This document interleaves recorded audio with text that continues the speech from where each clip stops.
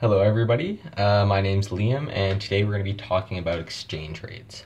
So for these graphs I've demonstrated four types of scenarios. The first one is when interest rates rise in Canada and we're living in Canada. The second one is lower taxes in Canada. The third one is if Canadians import less. And the last one is high Canadian inflation. And I'll show you in both graphs what happens to the exchange rate from the Canadian perspective, and then on the other side from the foreign country's perspective. So with the first one, we have interest rates rise.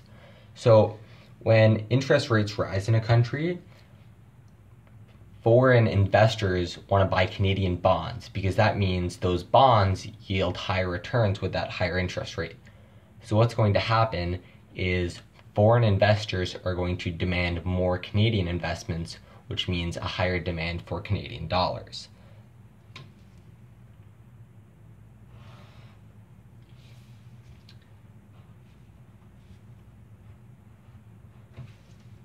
So the demand curve moves outwards.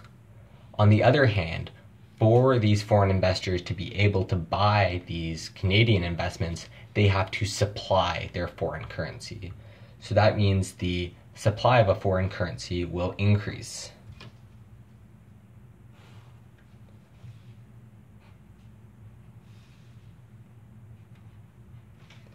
And what this means is that the Canadian dollar will appreciate when interest rates rise, and foreign currencies in general will depreciate. So that's the first example. The second one is lower taxes. So when taxes are lower in Canada, that means Canadians have more income. And with that money, they can spend it on things such as foreign imports or perhaps avocados from Mexico, for an example. So what we do is demand more of foreign goods. So that's going to increase our demand for that foreign currency.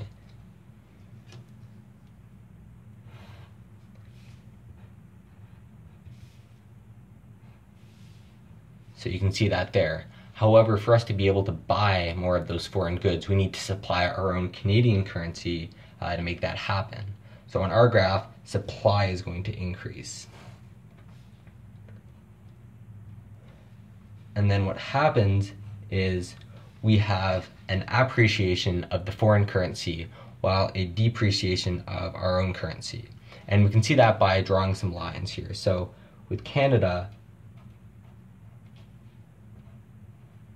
this was our original price level, but after our supply increased,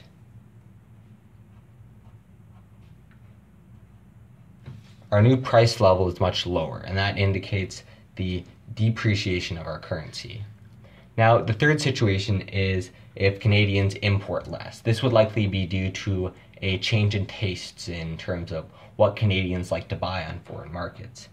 And let's say Canadians are buying less. So what's going to happen is our demand for foreign currencies is going to decrease. So this is a bit of a different situation compared to the other ones we've looked at, but it's the same sort of theory. So demand's going to decrease, and if we're demanding less of these foreign goods, that means we need to supply less of our own currency. So our supply is going to decrease.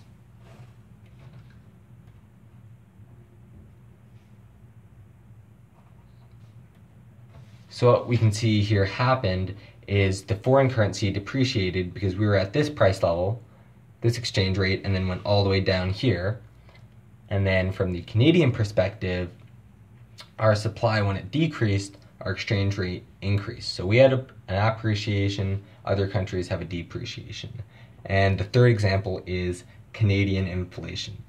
So you can think of this in a couple ways, but the one I'm going to use is if there's high inflation in Canada, if you're an investor and you buy a bond, for example, even if you're yielding a certain return, you're going to be losing purchasing power because let's say you buy a bond and it yields 5% a year. That means you're going to have $105 at the end of the year. However, if inflation is 10%, you've actually lost money because an average dollar not invested at all would be worth $110. So the idea is investing is less valuable if your country has high inflation. So Canadians say, hey, I don't want to invest in Canada, I want to invest in different kind of foreign markets. So what this is going to do is we're going to have to convert our Canadian dollars into that foreign dollar, and it's actually going to increase the demand for foreign currencies.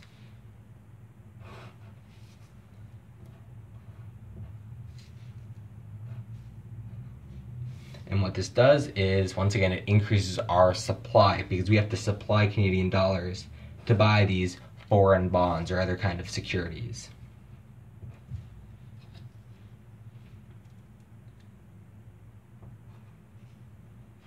So what happens again in this last example, we can see that as demand increased, there was an appreciation, and for Canadian inflation, as supply increased, there is a depreciation. So just overall to recap, the 4 things you want to watch out for when it comes to exchange rate type questions is changes to interest rates. Number 2, changes to income, so that often comes in the form of a tax or subsidy. The third one is changes in how much Canadians import or export. And the last one is Canadian inflation. So thanks everyone, and I hope that helped with exchange rates.